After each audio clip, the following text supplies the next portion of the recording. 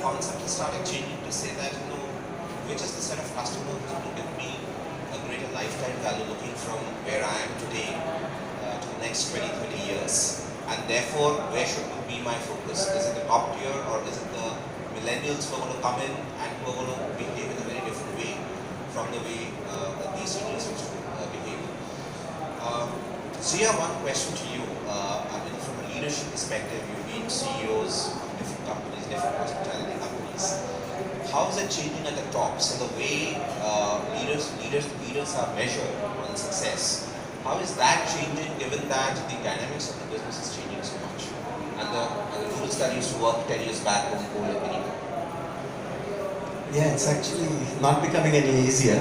I don't know if the panelists would agree with me, but the world is changing so rapidly, technology is changing so rapidly, customers' preferences are changing so rapidly. And today, we've got, it used to be the baby boomers, then it became Gen X and Y and Z, and now it's millennials, and tomorrow it's going to be something else. And you're trying to cater to all these different set of people with different upbringings and backgrounds and preferences, and the newer generation is actually changing its preference as they go along, right? So what they like today and how they purchase today and what experiences they want today is actually going to be very different just 2 years down the line. And what used to change in 20 years is currently 2 years has become that 20 years.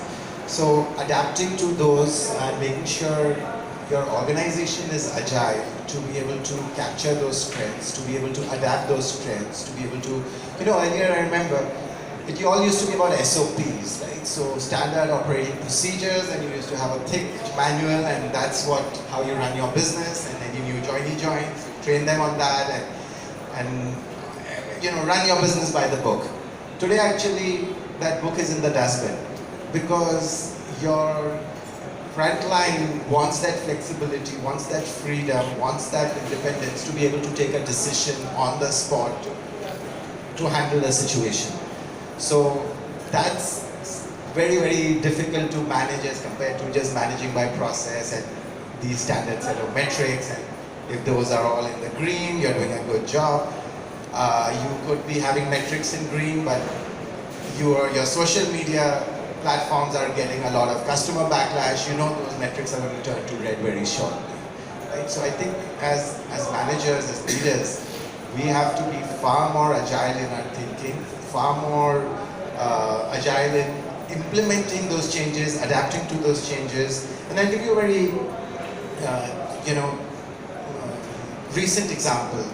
5 years back, Oyo as a hotel chain was barely there, right? They had a handful of hotels that just launched.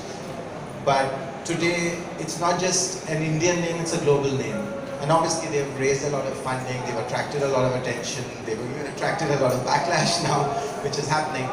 But they're making an impact, they're making a difference. You can, not like them, you can criticize them, but I think you have to raise your hat off to that guy who's come in and disrupted the industry in a way which has never been done, not just in India but globally. And I think to be able to compete, and often they rush into new things, they try things, they fail at half of them, some of them might work, and the jury is still out. Is that a long-term sustainable model? But you had an impact. Today, if someone is thinking, I need cheap accommodation, or I need, I'm going to a new city, rather than, racking your brain in terms of trying to figure out which property will fit within your budget, and is it going to be, decently hygienic, and you just go to their app and make a booking, right? So that's the impact which every leader today has to be thinking about. What can I do in the space in which I operate in, whether it's these large format hotels, whether it's boutique, whether it's service apartments, whether it's long stays.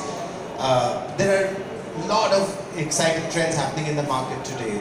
Religious tourism is going to take off like anything in this country. It's today, India is the largest travel market in the world today. Over 1 billion people travel within the country, and out of those billion people, 20% plus are actually traveling for religious reasons. Are we even thinking about that market, what their requirements are? Can we cater to them? Rural tourism, another trend which is happening. So I think the Pandora's box is kind of opened up. There are all these opportunities out there, and as a leader, you have to be thinking about what the trends are and can I grab that trend and opportunity in advance of basically before someone else does. Just a half-minute response. Have the metrics really changed? So let's say a couple of metrics that we were measured on 5 years back to the metrics we are measured on today. Have they changed? Or they still end up in revenue, occupancy, operational metrics of efficiencies and so on? So I think one metric which we used to always look at, net operating income and profitability and all, that seems to have been thrown out of the window, right? But I think long term, these valuations are based on what's the long term vision of your business and what are you going to create. So eventually, somewhere in the future, maybe 20 years down the line, if you can show that pot of gold, and that's really what the Airbnbs and the Oyos and the Ubers and all these new tech companies are doing. So I think profitability as a shorter term metric has kind of gone out of the window. I think operationally and customer satisfaction and those things still remain. How you get to that is changed very drastically. So the number or the figure you're looking at might be the same, but the path to getting to that is now far more difficult, far more complex, and the goalpost is changing far more rapidly. So since you touched upon Oyo, Airbnb, and I'll open the question to all of you, any can respond. I think it's important for the sector to explore new business models per se. Okay, can you hear me? Yeah. So the point that I was making is with all these new entrants like Oyo or Airbnb, I think the sector needs to relook at the business models that work or the business models that are going to emerge going forward. So any of you, do you have any examples when we have either tweaked the product itself? So the product is very, very finite. It comes with a set of configurations. There are certain sets of rooms, there are certain sets of amenities that you provide to a guest. There are certain food options. All of this packaged together becomes an offering. How is that changing? Can it be designed in a different way? The way customers come in and stay, so usually it's always transactional. It's 2 days, 5 days, and it's per day kind of a rental that you charge. Is the time come to think of subscription models where customers decide that, I as a business traveler travel probably 40 weeks out of 52 weeks in Bombay. Is there a model for me to say that you always are going to come into the city and stay at my hotel? So can I change the offering for you? Looking at a long-term thing. So question open to the entire panel. Any good examples where you've tried or you've heard things being tried out? So honestly, one thing I'll just say is I think innovation from the hospitality sector has actually been sorely lacking. You see, a lot of the innovation which has been happening is actually from people who are not hoteliers. They're coming from other industries and they're coming and disrupting our industry, and we're just sitting there waiting for that to happen, and then we wake up too late and they suddenly say, oh, these players have become so big. And that happened with the OTAs who came in, that's happened with the aggregators who've come in. And I am kind of fearing that's going to happen with the next wave of change which is going to happen. So I think we as hoteliers need to be far more innovative and far more, and maybe the education system is not preparing, right? So the new hotel management graduates who are coming out, they're still only learning, how to, peel potatoes and wash dishes and prepare dishes and do housekeeping and clean a room, as compared to what the demand of the new age hotel companies should be, right? So that's something which I think we need to really look at. Just one quick example on what we've kind of tried to do at Svenska. Rather than building out each hotel, or rather than even working with owners and taking over their properties or management contracts, which are the typical ways how hotels would normally associate, operators would associate with hotel owners. We felt in the country there are, if you count, there are about 2.5 million rooms where people can stay. They were never counted as part of the industry officially, right? So HVS and all the consultancies said India has about 120,000, 150,000 hotel rooms. And suddenly, I think last couple of years, people started realizing that it's not 120,000 rooms, it's 2.5 million rooms which are out there in the country. They might not be in the traditional branded hotel segment. Oyo started bringing a bunch of them to that space where they are now branded.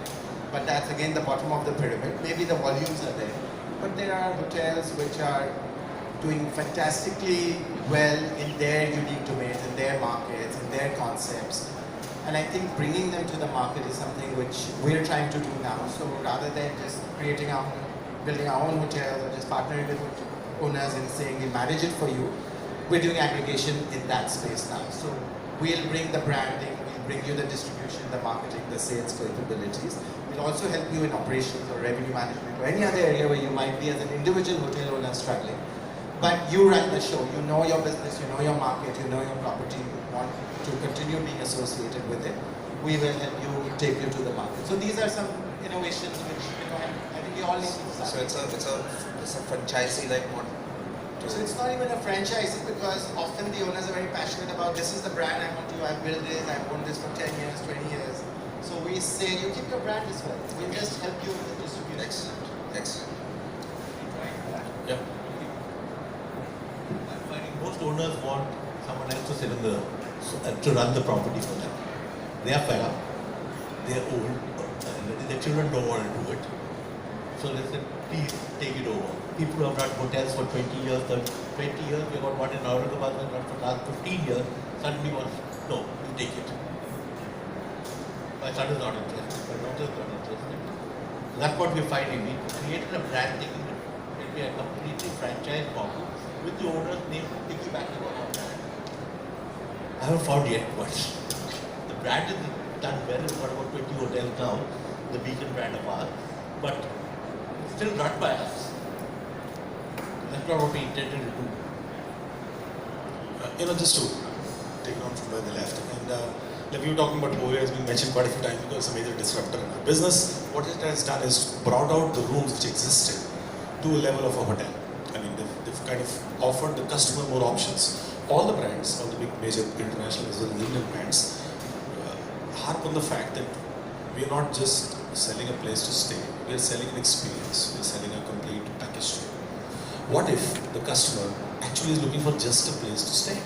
And a large part of customers are that, who are just looking at a place, it doesn't really matter, they are brand agnostic.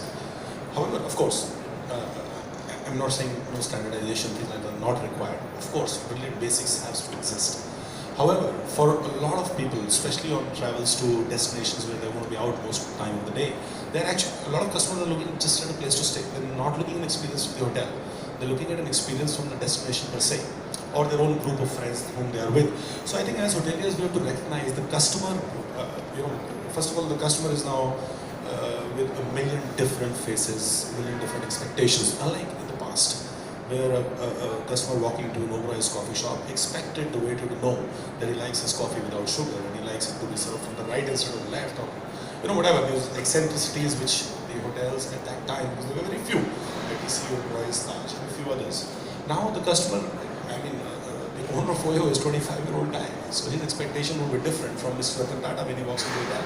So our customers also are very different, and sooner than the industry realizes, of course some brands will remain what they are, but we still need to adapt and we need to understand the customer is not the same anymore, and they come in very different shapes, sizes, expectations, heavier pockets than traditionally we felt we would have more money to spend.